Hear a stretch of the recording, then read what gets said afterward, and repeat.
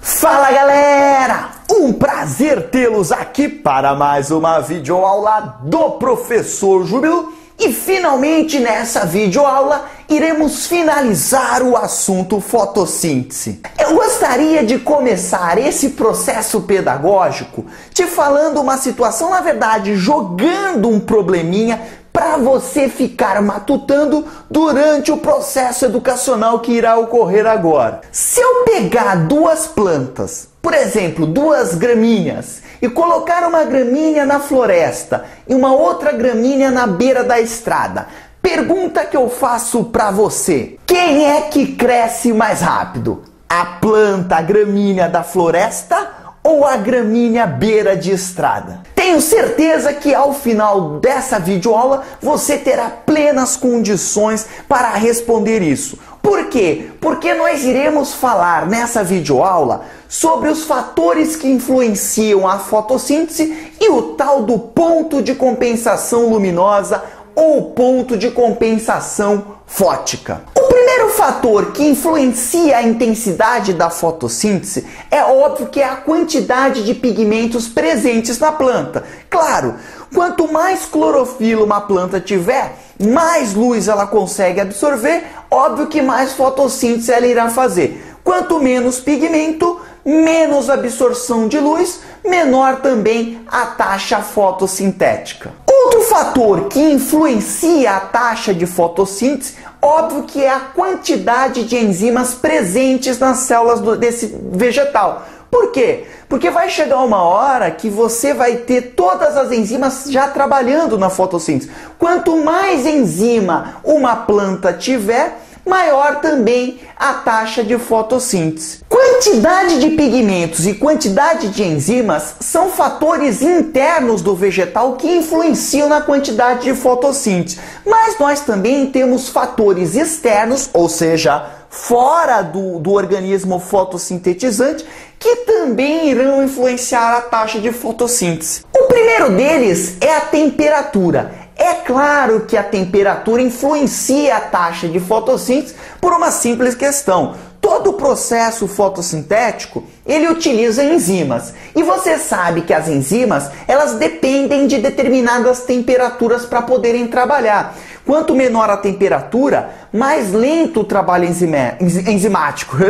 Mais lento o trabalho enzimático. Quanto mais alta a temperatura, mais rápido o trabalho enzimático. Tomando cuidado que se eu aumento muito a temperatura, eu desnaturo as enzimas e, consequentemente, a taxa de fotossíntese ela irá cair. Outro fator externo que influencia a taxa de fotossíntese é o comprimento de onda da luz que atinge a planta.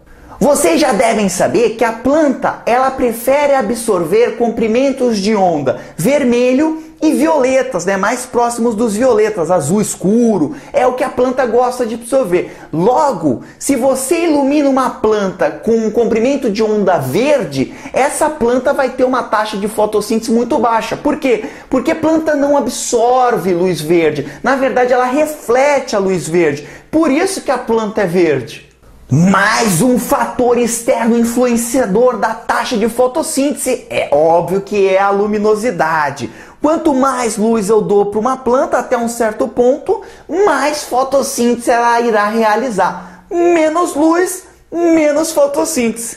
Agora, em termos de prova, o fator externo que mais cai, o mais importante, aquele que você tem que tomar muito cuidado, Jube aluno e Jube aluna, questão aí, tira aí o cotovelo esquerdo de cima da mesa, melhora essa postura, meu querido e minha querida, e bota um sangue no olho, vamos continuar. É o CO2. Então o fator externo mais importante em termos de prova é a quantidade de CO2. Quanto mais CO2 eu dou para a planta até um certo ponto, mais fotossíntese ela consegue fazer. Menos CO2, menos fotossíntese. Agora, é interessante a gente mandar agora, neste momento, Philosophies of Life. Um momento Philosophies of Life. O que acontece é que, por exemplo, uma planta, ela vai absorver CO2 por uma estrutura que tem nas folhas chamada de estômato. Então o estômato é uma estrutura, é um anexo da epiderme da planta, que fica abrindo e fechando para fazer trocas gasosas, liberar o oxigênio produzido pela fotossíntese e absorver CO2 para dar continuidade no processo de fotossíntese, principalmente ao ciclo de Calvin, que é a parte metabólica da fotossíntese que irá utilizar o CO2, fazendo a fixação desse CO2 num composto com 5 carbonos, chamado ribulose, e assim você tem o ciclo de Calvin para a produção de açúcar.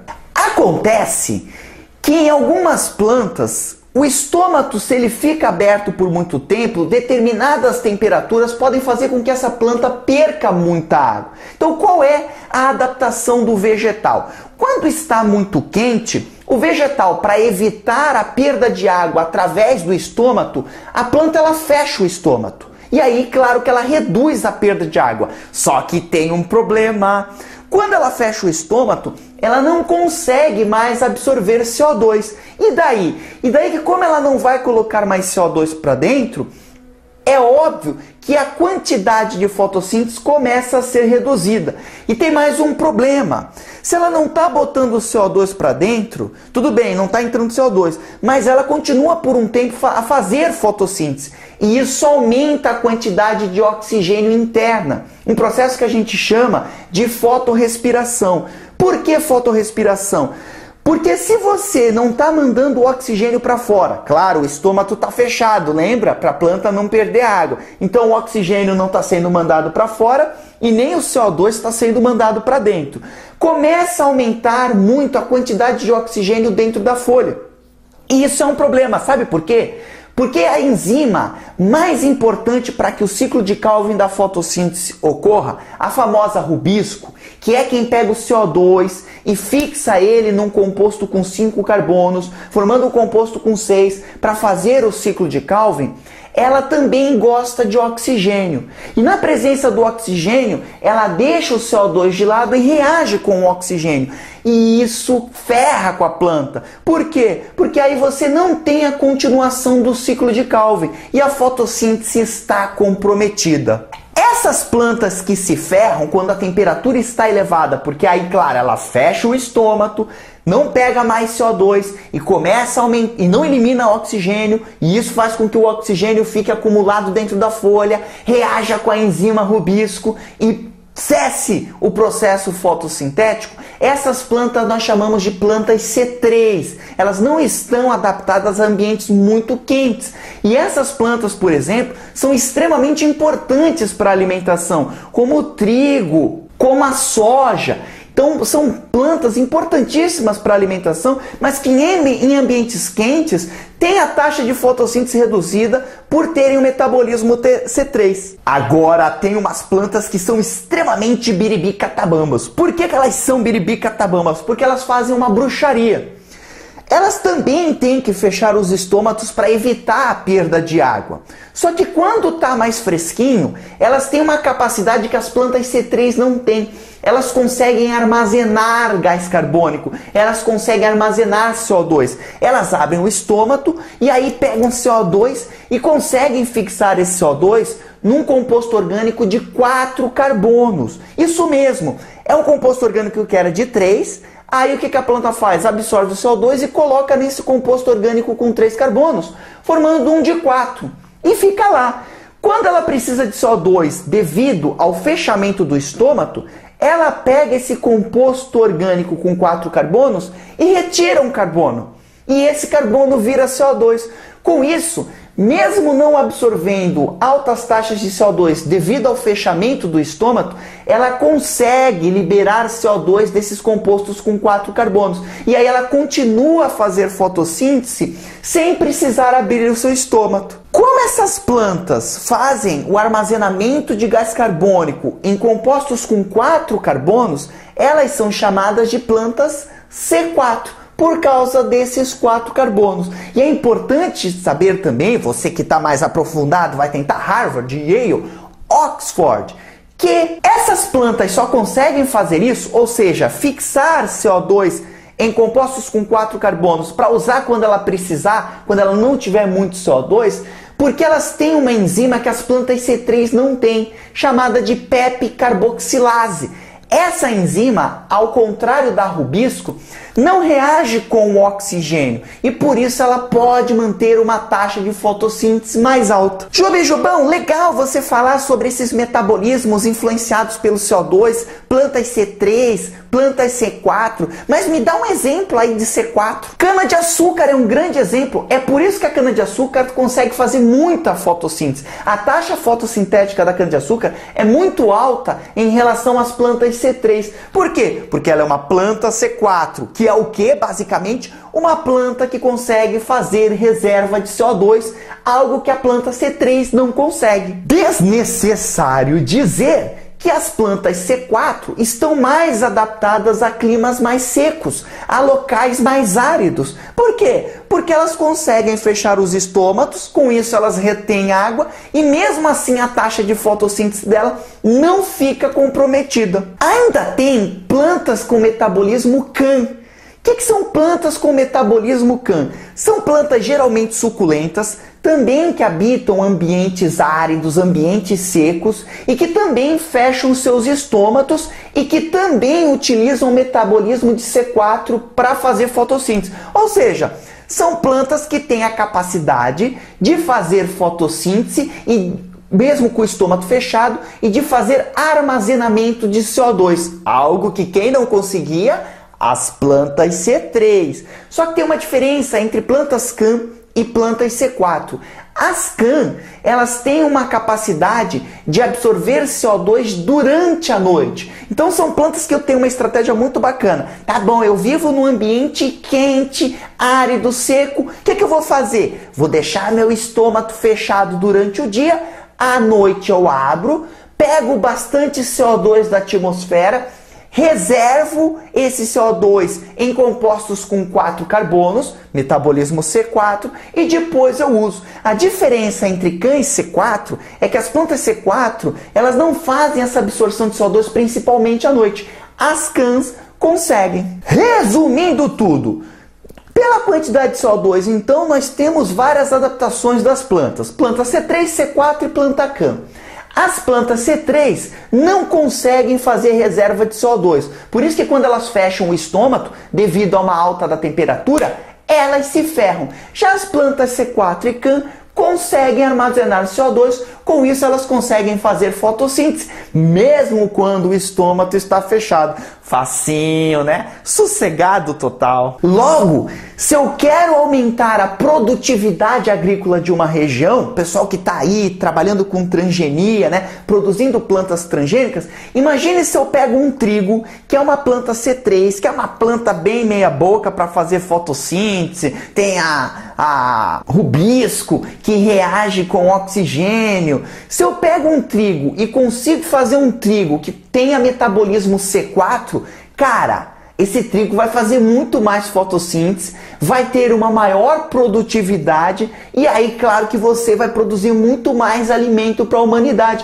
Então tem um monte de cientistas estudando mecanismos de planta, metabolismo de plantas, para tentar uma planta que é C3, transformar ela em planta C4 e aumentar assim a produtividade agrícola. Bora ver um gráfico para entender melhor os fatores que influenciam a fotossíntese, principalmente os fatores externos, temperatura, CO2, luminosidade. Joga um gráfico. Aqui estão alguns gráficos que vocês podem encontrar aí numa prova que você possa vir a fazer. Então é importante você saber interpretar esses gráficos aqui. Então aqui nós temos, por exemplo, um gráfico que mostra a taxa de fotossíntese pela temperatura. Bom, repare que conforme eu vou aumentando a temperatura, a taxa de fotossíntese ela também vai aumentando. Só que quando a gente chega aqui a mais ou menos 35 graus, a taxa de fotossíntese ela começa a cair. Por quê? Porque o aumento de temperatura exagerado, ele causa a desnaturação das enzimas. E vocês já sabem que a fotossíntese depende de uma série de enzimas para que ela possa acontecer. Com essas enzimas se desnaturando devido à elevação da temperatura, é óbvio que o processo fotossintético acaba diminuindo a sua intensidade. Aqui do lado, nós temos um gráfico mostrando a taxa de fotossíntese pela quantidade de CO2. Quanto mais CO2 eu dou para a planta, maior a taxa de fotossíntese. Porém, vai chegar um momento que eu posso continuar dando CO2 para a planta, mas o que acontece é que ela não tem mais enzimas suficientes para absorver e trabalhar com esse excesso de CO2 que eu estou dando para ela. E aí o que irá acontecer? A taxa de fotossíntese, ela acaba se estabilizando. Ela começa a ficar constante, mesmo eu aumentando a concentração de CO2. Aqui embaixo, irá acontecer a mesma coisa com a intensidade de luz e a taxa de fotossíntese. Conforme eu vou dando luz para a planta, a taxa de fotossíntese ela vai aumentando até um certo ponto. Por quê? Porque vai chegar um momento que por mais luz que eu dê para a planta, ela não vai ter tanto pigmento para absorver esse excesso de luz. Acabou a clorofila, né? Todas as clorofilas já estão envolvidas no processo de absorção de luz, e aí não adianta você dar mais luz para a planta, que essa taxa fotossintética ela não irá aumentar. Só um detalhe que esse gráfico não mostra. Se você der muita luz para a planta, ela vai se estabilizar por um tempo, mas se você continuar aumentando a intensidade luminosa, a tendência, inclusive, é a taxa de fotossíntese começar a diminuir. Então, tomem cuidado com esse detalhezinho. Jubão, e o que seria ponto de compensação luminosa, que eu acho tão difícil de entender? Galera, muito fácil. Ponto de compensação luminosa é quando a taxa de fotossíntese da planta é igual à taxa de respiração celular. Quer ver o gráfico para você não ter problema com ponto de compensação luminosa ou ponto de compensação fótica? Biribicatabamba. Aqui está o gráfico do ponto de compensação fótica ou ponto de compensação luminosa. Então aqui nós temos a intensidade do processo bioquímico, que pode ser a intensidade da fotossíntese, que está representada aqui por essa curva verde. E nós temos aqui a intensidade da respiração, que está sendo representada por essa reta vermelha. E aqui embaixo por intensidade de luz. Repare que existe um determinado momento em que a taxa de fotossíntese da planta é igual à sua taxa de respiração celular. E é esse ponto que eu chamarei de ponto de compensação luminosa. Então, numa prova, o professor ele pode colocar isso, né? O vestibular, seja lá o que for, ele pode colocar esse ponto e perguntar o que está acontecendo aqui. O que está acontecendo aqui é que a taxa de fotossíntese é igual à taxa de respiração celular. Vamos dar uma filosofada nisso para entender melhor? Seguinte, quando a planta está no seu ponto de compensação luminosa, significa que tudo que ela está produzindo na fotossíntese está sendo consumido pela respiração celular, mano a mano, pau a pau. Ou seja, todo o oxigênio produzido pela fotossíntese está sendo consumido pela respiração celular nas mitocôndrias. E todo o CO2 produzido pela respiração celular está sendo utilizado pela fotossíntese. Agora, se uma planta quer crescer, ela tem que estar acima do seu ponto de compensação luminosa. Ou seja, ela tem que estar fazendo mais fotossíntese do que respiração celular. Por quê? Porque quando a planta faz mais fotossíntese, lembre-se que a fotossíntese é para produzir o quê? Açúcar, carboidrato, glicose, frutose, sacarose, amido. Então, se a planta, e claro que esse carboidrato é usado na respiração celular, se a planta faz mais fotossíntese do que respiração celular para produzir ATP, significa que vai sobrar açúcar, vai sobrar matéria orgânica. E aí a planta consegue crescer, consegue formar suas estruturas, folha, caule, raiz, tudo isso. E aí a planta cresce. Como? Se ela estiver acima do seu ponto de compensação luminosa. Se ela estiver abaixo do seu ponto de compensação luminosa, o que vai acontecer é que essa planta, se ela continuar abaixo, ela vai morrer. Por quê? Porque ela está fazendo mais respiração celular do que fotossíntese.